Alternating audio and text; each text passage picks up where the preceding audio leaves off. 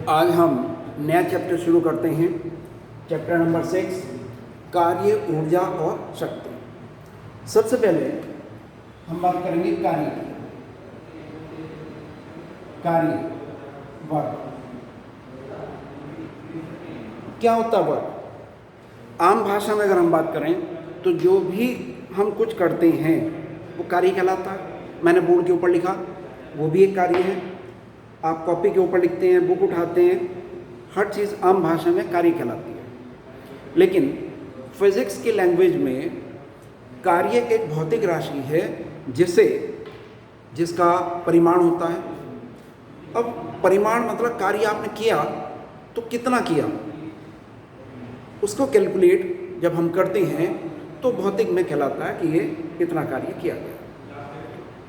इसका आंकिक मान निकालने के लिए या भौतिकी में कार्य कितना किया गया ये ज्ञात करने के लिए इसको एक फॉर्मूले के रूप में हम समझेंगे।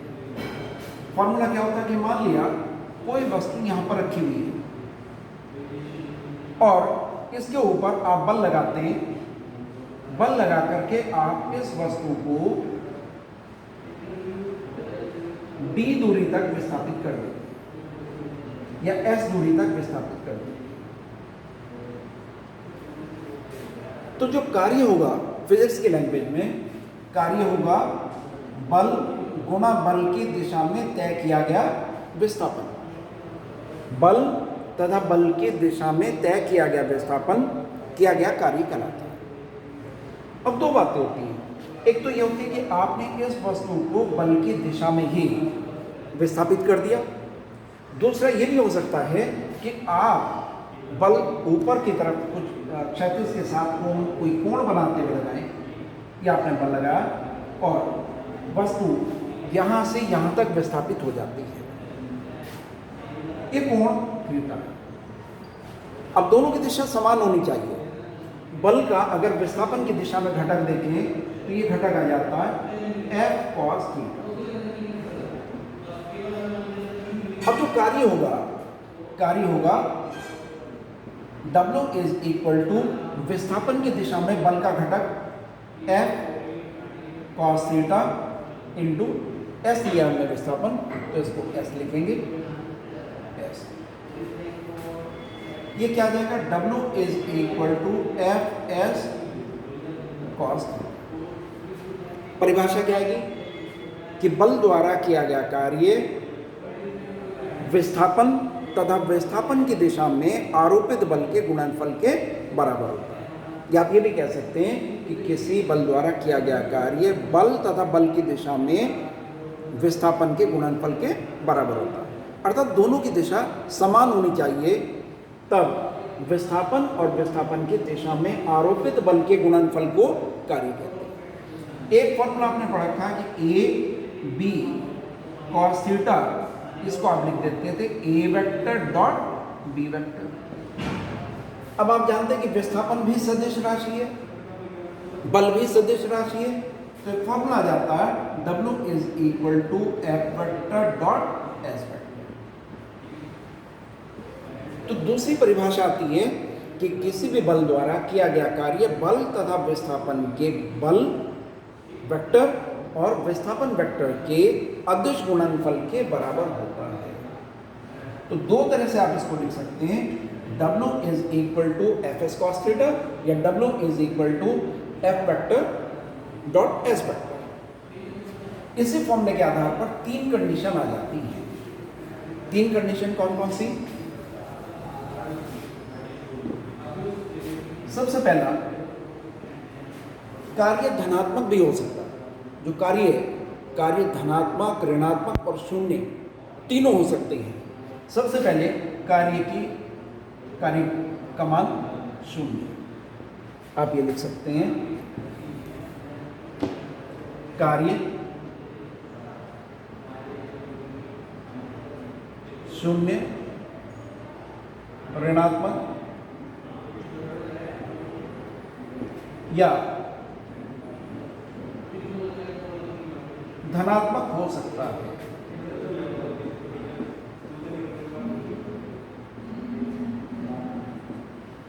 बल आप लगा रहे हैं फिर भी कार्य शून्य है, ये कैसे संभव है? सबसे पहली बात, मान लिया मैं इस दीवार के ऊपर बल लगाता हूं और ये विस्थापित नहीं हो पाती, बल लगाया जा रहा है उसके बाद भी विस्थापन नहीं है, तब कार्य क्या होगा? जीरो। दूसरी बात, मान लिया बल विस्थापन के लंबवत लगाया जाए, जैसे मान लिया किसी सड़क पर कोई व्यक्ति अपने सिर पर कुछ सामान लेकर के इधर चलता है। अब ये सामान इसने सर के ऊपर ये रखा हुआ है, बल किधर लगा रहा है? ऊपर की तरफ। विस्थापन किधर है? क्षैतिज दिशा में। बल और विस्थापन के बीच कोण कितना हो गया? 90 डिग्री।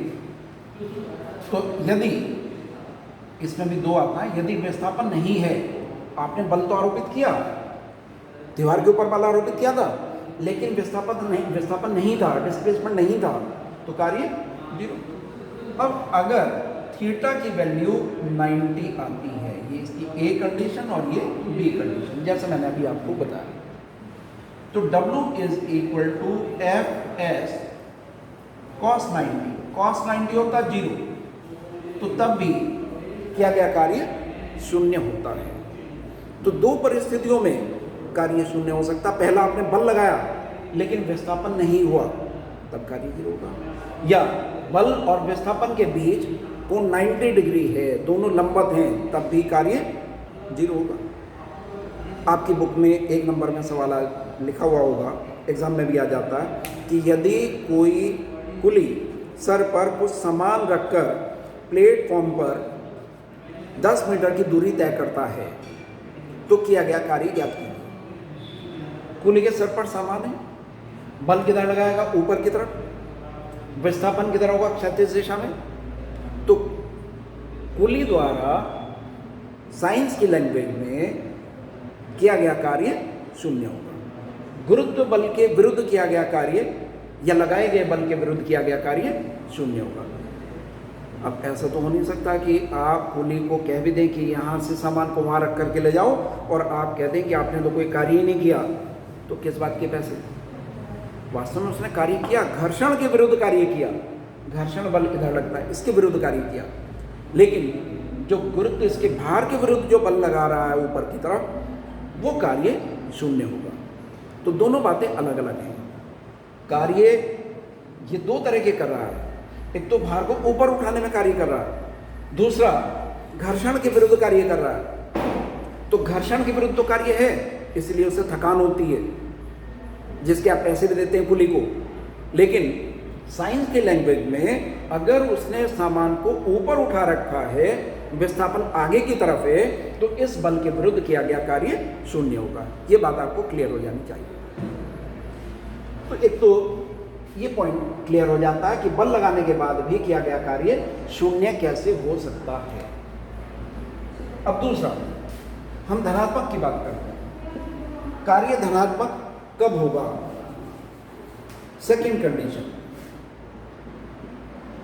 मान लिया ये कोई वस्तु रखी हुई है, पिंड रखा हुआ, इसको आप इधर की तरफ खींचते हैं या धकेलते हैं, विस्थापन भी इधर ही होता,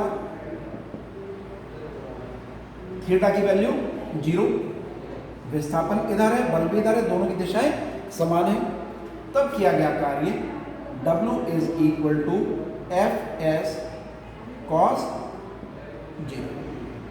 कॉस जीरो 1 होता, तो ये एफ धनात्मक हो जाएगा, धनात्मक। तीसरी कंडीशन आती है ऋणात्मक। कार्य ऋणात्मक कब होगा? अब देखो, वैसे भी आप देख लें कि अगर, चलिए मैं बाद में बताऊंगा एक कंडीशन। तो मान लिया अभी जो बात हम कर रहे थे, ये पिंड रखा हुआ है, इसके ऊपर बल आप आगे की तरफ लगाते हैं, पिंड चलता भी आगे की तरफ है, लेकिन जब आप इसे आगे की तरफ स्थापित करेंगे, यहां से यहां ले जाएंगे, तो घर्षण बल कार्य करेगा और वो घर्षण बल होगा Fs।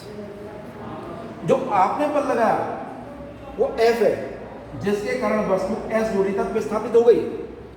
इस बल और विस्थापन की दिशा समान है, तो हमारे द्वारा आरोपित बल द्वारा किया गया कार्य या हमारे द्वारा किया गया कार्य धनात्मक होगा, थीटा का मान 0। लेकिन अगर हम घर्षण बल की बात करें, घर्षण बल पीछे की तरफ कार्य कर रहा है, वस्तु आगे की तरफ जा रही है, तो बल ये विस्थापन इधर, घर्षण बल पीछे, दोनों के बीच का कोण 180। तो कार्य क्या होगा, W is equal to Fs cos 180। cos 180 ऋणात्मक होता है, माइनस Fs, तो कार्य ऋणात्मक हो जाएगा। घर्षण बल के विरुद्ध किया गया कार्य ऋणात्मक।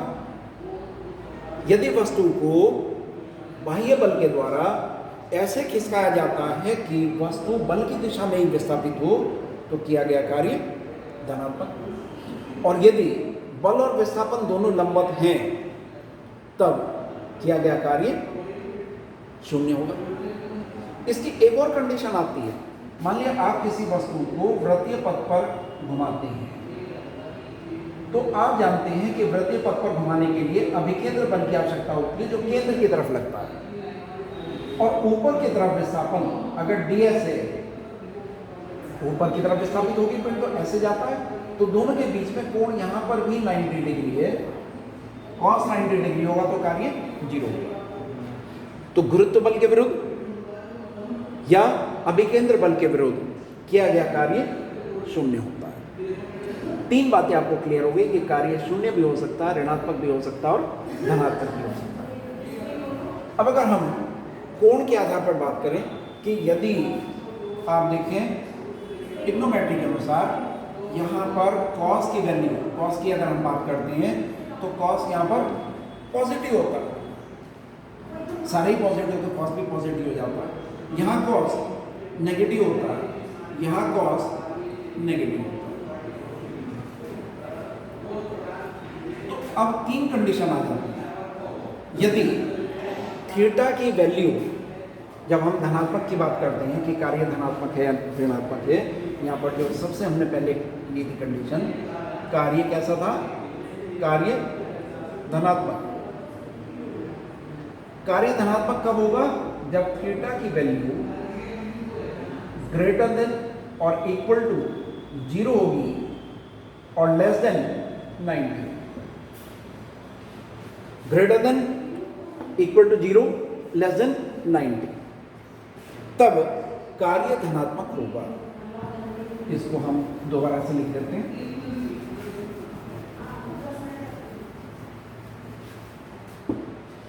कार्य 3 तरह का हो सकता है। एक तो सबसे पहला तो धनात्मक, दूसरा शून्य और तीसरा ऋणात्मक। धनात्मक के लिए थीटा की value greater than equal to 0 और लेस देन 90 होना चाहिए। शून्य कब होगा, जब थीटा इज इक्वल टू 90 होगा, तो कार्य शून्य हो जाएगा। क्यों, क्योंकि यहाँ पर जो cos आता है वो पॉजिटिव होता है, यहाँ पर cos की वैल्यू 0 होती है। और ऋणात्मक कब होगा, जब थीटा की वैल्यू 90 से ज़्यादा होगी। If theta is greater than 90, तब cos की वैल्यू ऋणात्मक होगी। तो कार्य धनात्मक तब होगा जब आप वस्तु को बल या बल की दिशा में विस्थापित करें या थीटा की वैल्यू 90 डिग्री से कम है। जैसे ही बल और विस्थापन एक दूसरे के लंबवत हो जाते हैं, कार्य शून्य हो जाता है। और जब थीटा की वैल्यू 90 से ज़्यादा होती है, तो cos की वैल्यू ऋणात्मक होगी। और ये जो फॉर्मूला था W is equal to Fs cos theta, इस कंडीशन में थीटा पॉजिटिव है, W पॉजिटिव होगा। यहाँ पर cos की वैल्यू 0 है, तो कार्य भी 0 होगा। cos ऋणात्मक है, W भी ऋणात्मक। तो 3 कंडीशन याद आती है। अब कार्य का मात्रक क्या होता है? मात्रक और विभव। अगर हम एमकेएस पद्धति की बात करें, एमकेएस पद्धति में और सीजीएस पद्धति में, एमकेएस पद्धति में कार्य का मात्रक जूल होता है, सीजीएस पद्धति में कार्य का मात्रक अर्ग होता है। दोनों में संबंध 1 जूल बराबर 10⁻7 अर्ग। अब इसकी विमा अगर देखें, विमा आपको याद है तो ठीक है, नहीं है तो इस फॉर्मूले से निकाल सकते हैं, W = F × S।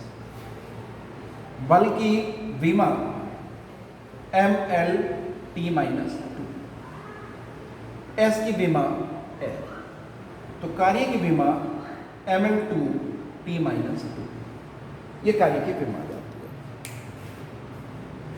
तो कार्य का कंसेप्ट आपको क्लियर हो गया होगा। अब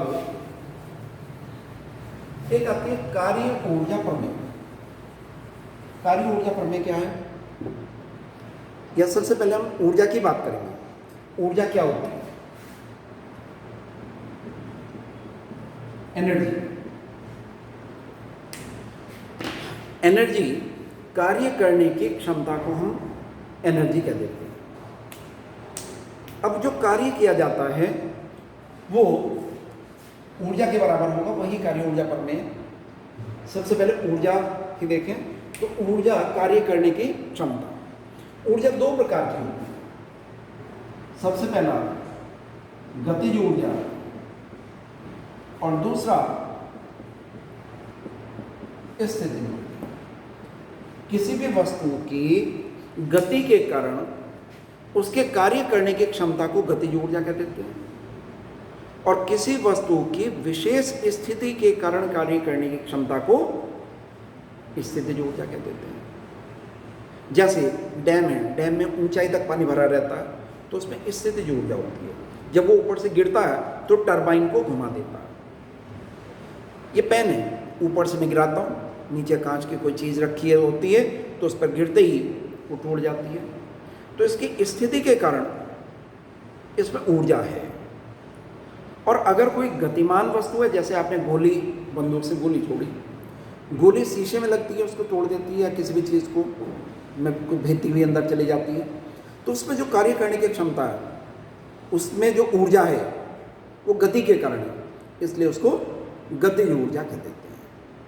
और इन दोनों का योग गतिज ऊर्जा प्लस स्थितिज ऊर्जा उस वस्तु की यांत्रिक ऊर्जा कहलाती है।